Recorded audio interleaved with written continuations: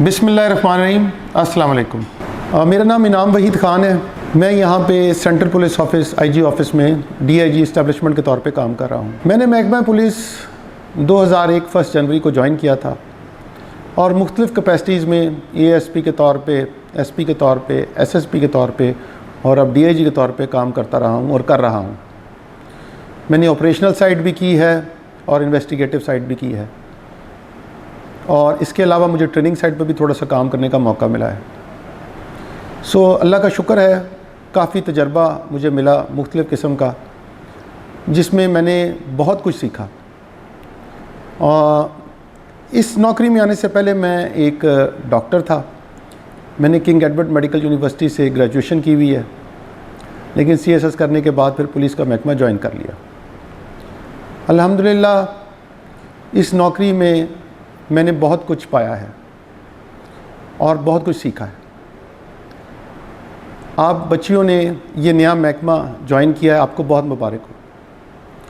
लेकिन एक चीज़ याद रखिएगा कि ये महकमा जो आपने ज्वाइन किया है ये दूसरे महकमों से बहुत मुख्तलिफ है।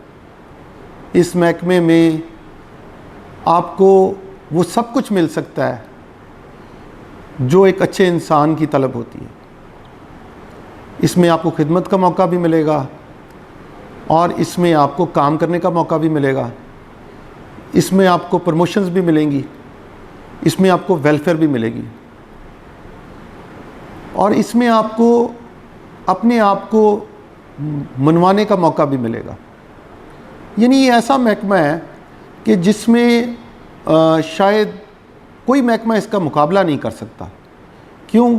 इसमें आपको 24 घंटे काम भी करना पड़ सकता है, इसमें आपको अंधेरी रात में भी खड़ा होना पड़ सकता है, इसमें आपको चिलचिलाती धूप में भी खड़ा होना पड़ सकता है, इसमें आपको अपनी आराम को ख़त्म करना पड़ेगा। बाज़ औक़ात आप बहुत सारे त्योहारों पे नहीं जा सकेंगे, ईद नहीं एंजॉय कर सकेंगे, बहुत से फंक्शंस नहीं अटेंड कर सकेंगे। कई दफ़ा ऐसा भी हुआ कि अपने प्यारे चले गए और हम उनके जनाज़ों पे ना जा सके अपनी ड्यूटी की वजह से। लेकिन ये वो सारी कुर्बानियाँ हैं जो कि आपको देनी पड़ेंगी। और अगर आप इस नीयत से इस महकमे में आई हैं कि आप इस कुर्बानी के लिए तैयार हैं, तो यकीन मानिए इससे अच्छा महकमा भी कोई नहीं है। जब मैंने ये महकमा ज्वाइन किया था तो जो मेरे ट्रेनिंग के इंस्ट्रक्टर थे, जो मेरे एसएसपी थे, जो मुझे ट्रेन करे थे एज एएसपी अंडर ट्रेनिंग, तो उन्होंने मुझे कहा, एक बात कही थी जो मुझे अब तक याद है। उन्होंने कहा था, बात सुनो, एक बात याद रखना, ये वाहिद महकमा है कि अगर आपकी नीयत अच्छी हो तो आप सीधे जन्नत में जाते हैं और आपकी नीयत ख़राब हो तो आप सीधे जहन्नुम में जाते हो, दरमियानी रास्ता कोई नहीं है। सो अगर आपकी नीयत अच्छी है और आप दिल से चाहते हैं कि आप इस महकमे में कुछ करें, तो यकीन मानिए आपके पास मौका मौजूद है। हमारा रवैया हर रोज़ ज़ेर बहस आता है और यही मेरा टॉपिक है आपसे डिस्कशन करने का कि हमारा रवैया कैसा होना चाहिए इस महकमे में नौकरी करते हुए। देखिए मेरी बात सुने, ये महकमा ऐसा है कि इसमें अगर आप अच्छे रवैये के मालिक हैं तो इसका अफेक्ट बहुत से लोगों को है। आपके मतहतों को भी है, पब्लिक को भी है और पूरे माशरे को है। और अगर आपका रवैया ख़राब है तो यकीन मानिए कि इसका मनफी असर हर जगह पे नज़र आता है। किसी एक बंदे की ख़राबी से 100 बंदों के अच्छे काम ख़राब हो जाते हैं। इसलिए इतना ज़रूरी है कि आप सब आज इस चीज़ का फ़ैसला कर लें कि आप सब ने मिलकर अपना रवैया इतना अच्छा रखना है कि एक मुस्बत चेंज नज़र आए। अब हमारा रवैया होना कैसा चाहिए? देखिए, जब आप वर्दी पहन लेते हैं, ये ना समझे कि आप ताकतवर हो गए, बल्कि ये समझे कि ये वर्दी आपको डिसिप्लिन कर देती है, आपको मजबूर कर देती है कि आप अपना रवैया ऐसा रखें कि आप मिसाल बन जाएं। मैं हमेशा कहा करता हूँ कि किरदार जो है ना इंसान का, वो तबलीग है। अल्फाज तरगीब हैं। अगर किरदार अच्छा हो तो लोग आपको फॉलो करते हैं। इसलिए जब आप इस वर्दी को पहन लेते हैं तो आपको ये एहसास करना पड़ेगा कि अब आप ताकतवर नहीं हैं, बल्कि आप पे ज़्यादा ज़िम्मेदारी है कि आप अपना रवैया ठीक रखें। आप पे ज़्यादा ज़िम्मेदारी है कि आप अपना काम प्रॉपर तौर पे करें।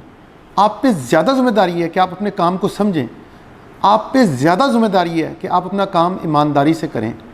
आप पे ज़्यादा ज़िम्मेदारी है कि आप लोगों का ख्याल करें। आप पे ज़्यादा ज़िम्मेदारी है कि आप जालिम को रोकें। आप पे ज़्यादा ज़िम्मेदारी है कि आप कमज़ोर का हाथ बनें। आप पे ज़्यादा ज़िम्मेदारी है कि कानून को लागू करवाएं।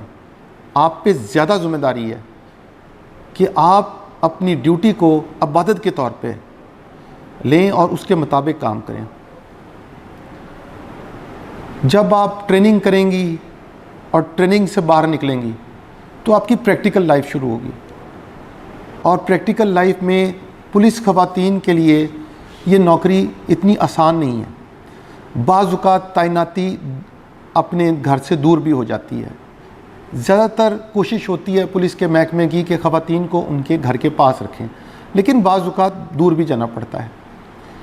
और आप यकीन मानिए कि बच्चियां जब पुलिस की मुलाजमत करती हैं तो वो मर्द हजरात जो पुलिस के काम कर रहे होते हैं उनके लिए काम की आसानी कर देती हैं, क्योंकि जहाँ ख़वातीन किसी जुर्म में मुलव्वस होती हैं तो आप जैसी बच्चियाँ जब वर्दी पहन के साथ आती हैं तो वो उनके लिए ढाल बन जाती हैं।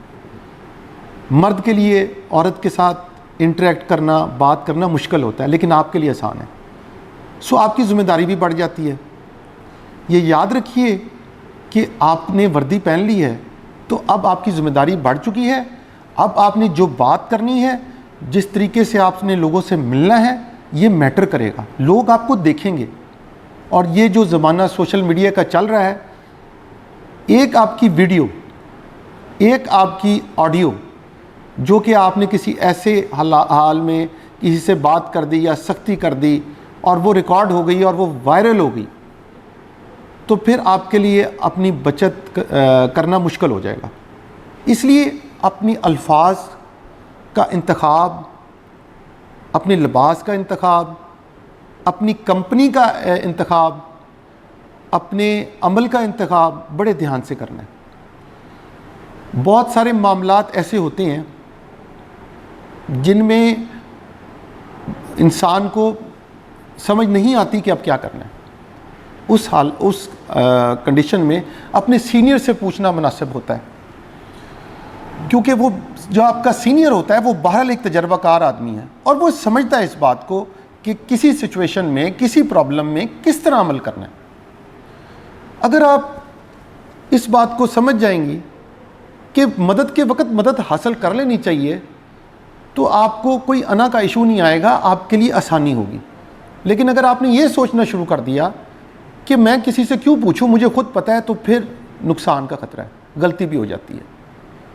और ये नहीं कि गलती होती नहीं है, हर एक से गलती होती है, हम सब से गलतियां होती हैं, लेकिन अच्छा इंसान, अक्लमंद इंसान वो होता है जो अपनी गलतियों से सीखे। इसलिए प्रैक्टिकल पुलिसिंग के अंदर आने के बाद आपने जब वर्दी पहन ली, जब आपकी थाने में तैनाती हो गई, उसके बाद आपके लिए बड़ा ज़रूरी होगा कि आप लोगों के साथ एक ख़ास किस्म के तरीके से, जिसमें शुस्तगी हो, रवैया आपका शुस्तगी के साथ हो, नपतुला हो, मुनासिब हो, कायदे और कानून के मुताबिक हो, तब ही आपकी बचत है। और अगर आप लोगों की मदद करना शुरू कर दें और मुश्किल में मौजूद लोग, बहुत सी ख़वातीन का आपके साथ इंटरेक्शन होगा जो कि विक्टिम होती हैं बहुत सारे केसेस में, उसमें जब जाके आप उनकी ढारस बंधाएंगी, जब आप उनको बताएंगी कि मैं आपके साथ हूँ, ये महकमा आपके साथ है, आप यकीन करें वो आपको बहुत इज़्ज़त देंगे और आपको ख़ुद भी अच्छा महसूस होगा। अगर आपने अपना रवैया इस तरह रखा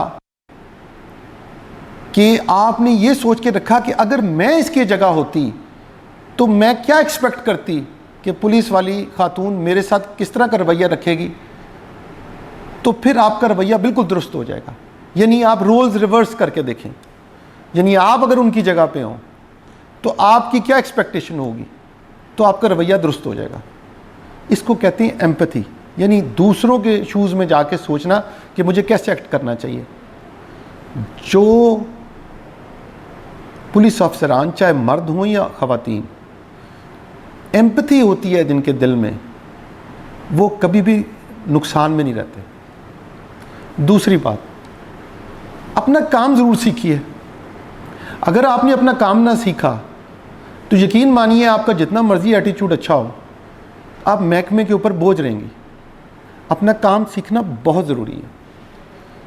तीसरी बात, मेहरबानी करके ये जहन में रखिए कि किसी की साइड नहीं लेनी। आप सिर्फ मज़लूम के साथ हैं और कायदे और कानून के साथ हैं, इसके अलावा कोई और चीज़ नहीं है। जब तक आप मेरिट के साथ रहेंगी आपके लिए आसानी रहेगी। जिस वक्त आपने किसी के साथ साइड लेना शुरू कर दी तो आपके लिए मुश्किल हो जाएगा। ये वो प्रैक्टिकल चीज़ें हैं जो आपको फील्ड में आगे नज़र आएंगी, आप जब जाके वहाँ पे तैनात होंगी। फ़िलहाल क्योंकि आप ज़ेरे तरबियत हैं तो मेरा आपको मशवरा ये होगा कि आप इस वक्त लर्निंग फ़ेज़ में रहें, यानी सीखने के अमल में रहें, और जितना सीख सकती हैं सीखें, क्योंकि यही सीखा हुआ आगे आपके काम आएगा। अगर आज आपने इस तरबियत को बिल्कुल रूटीन के मुताबिक ले लिया तो आप यकीन मानिए कि आपको कोई फ़ायदा नहीं होगा। ये आपका टाइम है सीखने का, इसे सीखिए। परवरदिगार आपको बहुत सारा नवाजेगा अगर आप लोगों की मदद करने के लिए हर वक्त तैयार रहेंगी। मेरा आपको मशवरा ये होगा, आपके बड़े के तौर पे, आपके सीनियर के तौर पे, कि आप अपने रवैये को जब आप फील्ड में जाएं तो बिल्कुल इस तरह कर लें कि आप ये एक्सपेक्ट करें कि आप बिल्कुल इबादत के मोड में हैं। जब आप इबादत के मोड में होती हैं तो फिर इंसान की ज़रूरत नहीं होती कि इबादत में खलल डाले, क्योंकि वो इबादत इसलिए कर रहा होता है कि रब राज़ी हो। तो रब को राज़ी रखने के लिए अपना रवैया ठीक रखें, अल्लाह आपको कामयाबी देगा। बहुत शुक्रिया।